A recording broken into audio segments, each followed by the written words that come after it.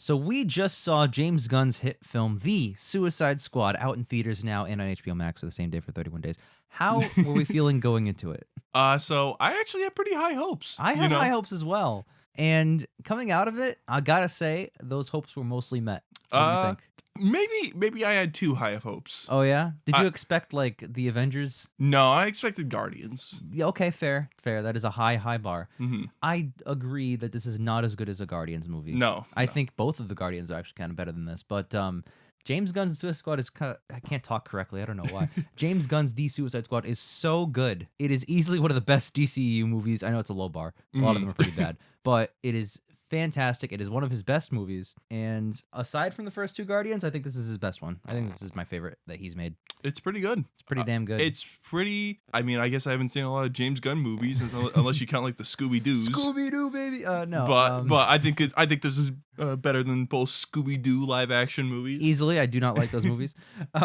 So we usually save the out of 10 score for the end of the review, but I want to gauge where you are at now. Okay. So I'm gonna give it an 8 out of 10. Oh, okay. What are you thinking? That's higher than I thought. Okay.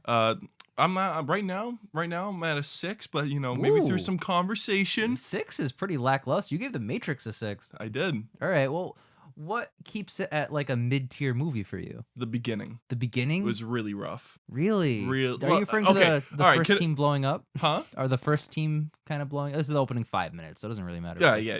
Like you're spoilers, I guess. Mild light spoilers if you're interested, but like the opening scene involves a version of the Suicide Squad, right. And they end up all dying like 5 or 10 minutes in. Yes. Or mostly dying, actually. Some come back. But that was something you took umbrage with? It's not really that. It's just the pacing felt off. Okay. I'll say that. All right. And it's kind of, this movie kind of has a couple pacing issues laid throughout. So yeah, I'm at a 6, but through discussion, it might go up, might go down, but that's true. I know when we watched Green Knight, I was at a 6, and then we talked about it, and I just kept raising the score as the more I thought about it.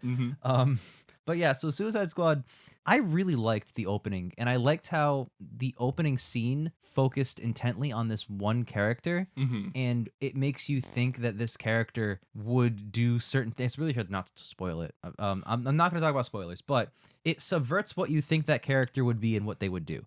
And I love how they just like give it to us and then just rip it out of our hands like that. That's really cool. And then they introduce like other major characters and do really cool stuff with them. And the third act, you saw it in the trailers. Again, not a spoiler. Starro is a very big deal. He is basically the villain, as James Gunn himself has said. He's a really great villain. He's kind of simplistic and cartoony, but in the context of the story and what his role is when you discover those twists and turns and why he's there and, who put him there, that's really engaging. And I love the third act entire sequence. I'll have to disagree a little bit. I don't think Starro is really that interesting of a villain here. He could have been, I think it could have been better with the concept of he could just take over people's minds. I love that though. I love what they did. I love the fact that he's there, but he's not utilized as well as I thought he should be. Okay, fair. It's not really his story though. It's not. But at the same time, whose story is this though?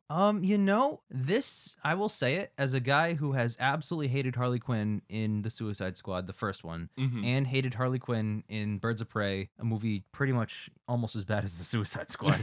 As someone who does not like Margot Robbie's interpretation of that character, I think she is absolutely at her best in this movie. And I don't think that's a high bar. You're right, because she's only. I think I'm with you. I agree, but I don't think her interpretation of it's hard to say. I don't think anybody else could do Harley better, but at the same time, I don't. Maybe I just don't like Harley Quinn. I really don't. I'm gonna be honest. I really am not a fan of that version of the character. Anyway, even like I don't think I'm a fan of any version of Harley Quinn. Well, I think Margot Robbie's made me realize this. I mean, in the animated series, she was not really much of a presence. She was a lackey for the Joker. Right. Yeah, she was always just a background character in the animated shows and stuff like that. So it's not the kind of character that has a lot of layers or depth in her in the first place. Right. If you watch Batman the Animated Series. So by taking that character and trying to add these layers, I'm not sure they really... Actually, I'm sure they really didn't pull it off. But James Gunn at least takes that character to new interesting places because she has like a B story in this movie that kind of ties into the main plot later, about halfway through the movie, where she has to make a very difficult decision. And she has this little bit of a monologue after she makes it to the person who is currently dying.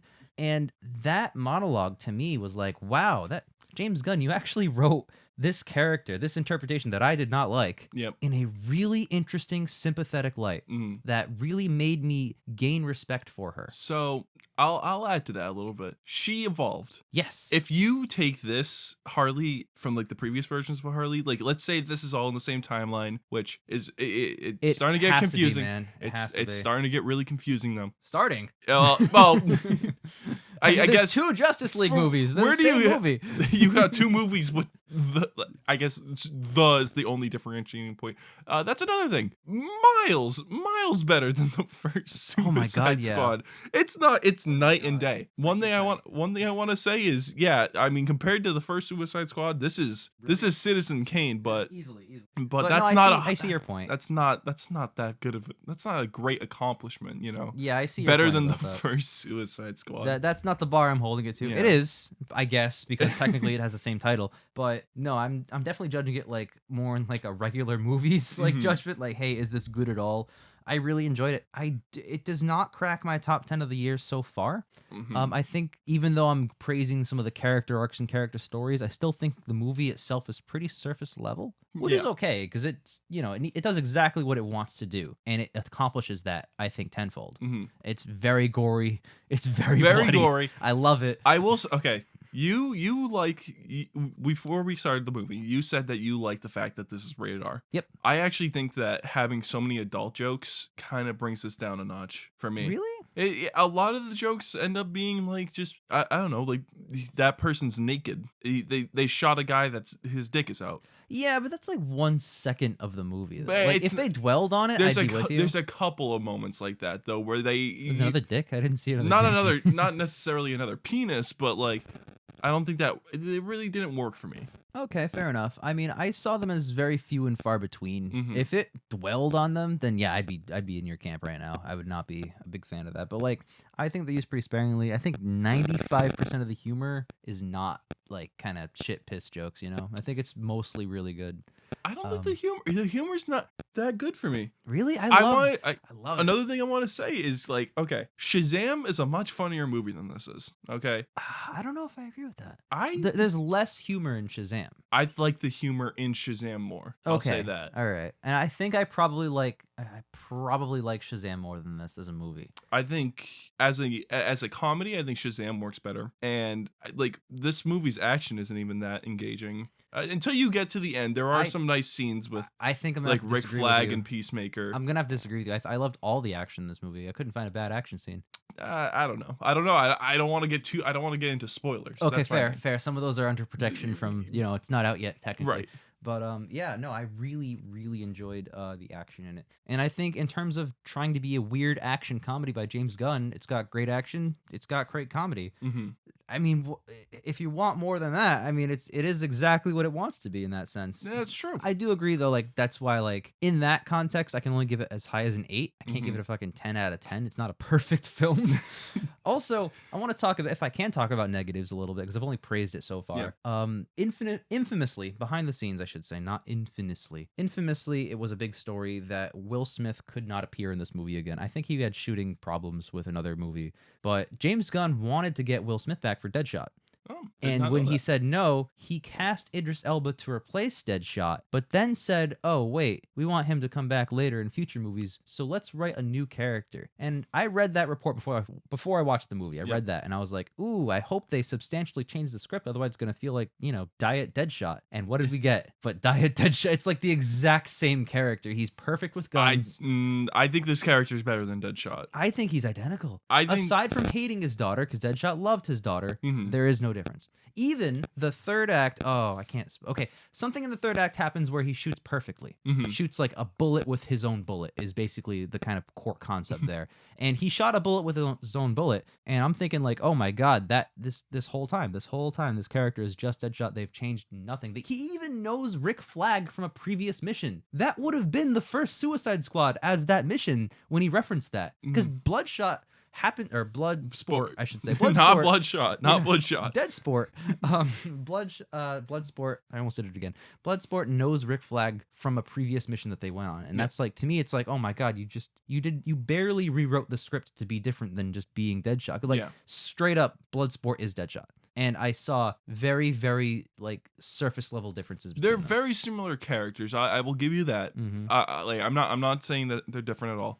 But I do think that he works better here than Deadshot worked in Suicide Squad. I would equate them about the same, especially because Suicide Squad, for being a terrible movie, I liked Deadshot's interpretation in that movie. It's the only thing I kind of liked in that movie. I agree as well. I like Deadshot, and I found Boomerang mostly funny in that first movie. But if you don't like Boomerang, guess what? He's not in much of this one, so don't worry. Yep. You're not in much. You just want to jump into spoilers. I'm not jumping into spoilers. Oh, is there a spoiler section we can go into, or do we want to just keep it tame? We can probably keep it tame. All right, let's keep it tame. Let's keep it tame. Maybe we'll follow up on well, actually, we're gonna do a commentary. And to announce it here, Joe Quinn said he's gonna join us for his commentary on the Suicide Squad with us, so that sounds super fun. I want to get his opinion on that too, because we got a I want to talk in real time, because Ian, he said that just based off the trailers that this movie looks terrible. Okay. I didn't see what Ian was talking about, and I still don't see what Ian is talking about, but I don't know if he'll like this movie. You know what? Since you gave it like a 6, which is basically like a mid-tier score, and Ian watched that first trailer and he said he would have given it a 0 out of 10 if he could judge a trailer. I don't know. I think he's gonna give it a low score. I think he's gonna give it like a 3. I don't know if he'll go that low, but I think having Ian here would have been more interesting. Yep. But he would not want to he did not want to watch this movie in theaters. For context, during this recording, Mud is texting me real time while watching it. So I'm eager to hear what he has to say. I would love to hear what Mud has to say about it, because I think Mud would probably be positive. Mud just all right. You want to hear what a Mud's text? Yeah, go ahead. Mud said, there's a title card. Ian's immediately going to dislike that part. He's predicting Ian's commentary ahead of time. So I'm really excited for that. You know what? Thank you, Mud, for saying that. I did not like the title cards this movie. I thought they were creative. No, they don't make sense in context. They're creative and they're slightly artistic. I also don't like the fact that some scenes are placed out of order. Like, that doesn't really... See, I like that, though. I like that because... I would have not liked that, but the opening scene is an out of order scene. It starts somewhere where you think it is, and then it says, oh, hey, it actually took place at a different point. Yeah. Which is kind of cool. And that, with the trope subversion I'm talking about, pulls you out, like gives you something and then pulls it away from you and then swaps it out for the real thing. And it's like, that's really interesting to me. And you wouldn't get that effect if it wasn't out of order. You know what I mean? I just don't like it. I think you could have made it work without it. I think it would have flowed better without it. Because you have to keep going back to see like a different interpretation of events when you could have just had them line up like one scene and then another right there, and then it would have been infinitely more better for me. But I like the title cards, though. I thought they were really abstract, but kind of attempted to be woven into the real world.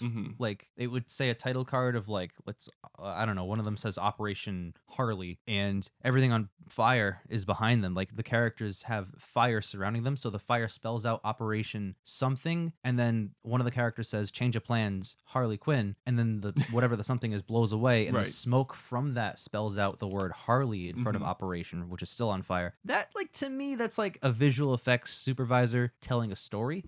That's pretty cool to me, like visually doing that along with him. I think that's a very good use of title cards. I just don't think it's necessary. Maybe not, but it added to the movie for me. As opposed to, I don't know, Transformers, where it's just bank gothic in the bottom left that says CIA, and then you can but you don't but you don't need that either. I'm saying you don't need title cards. I'm with Ian on this one. No title cards. Right. I understand what they're doing.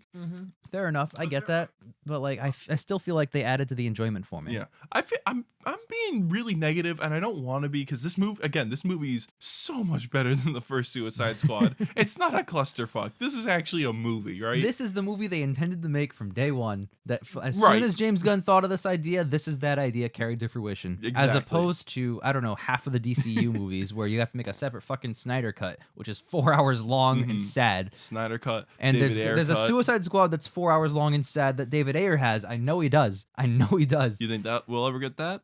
Probably not. Seeing as how we get this now, right? Since we got the Snyder cut, now I don't know. I would have said never. All bets are off? I would have said never, but I think I'm in the all bets are off camp. They have to Okay. just demand it enough times. Anyways, I'm being too negative. I want to do some pros.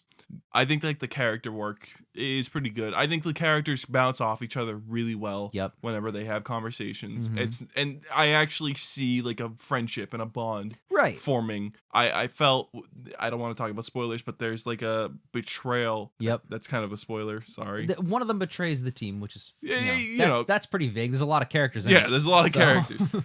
That was a good betrayal, you'd say? I think that was a good portrayal, and I think it was not a nice moment, but it fit. It was really fitting. To your point that was talking about how the characters interacted with each other really well, just know that when James Gunn got fired from Disney for like 2 whole days, DC came to him and said, hey, we'll give you $1 bajillion if you do literally any DC movie that you want. So James Gunn had full control and chose a sequel to Suicide Squad out of anything ever that they have in their library. He wanted to do it right. So if he chose that, you know that the writing is gonna fucking bang.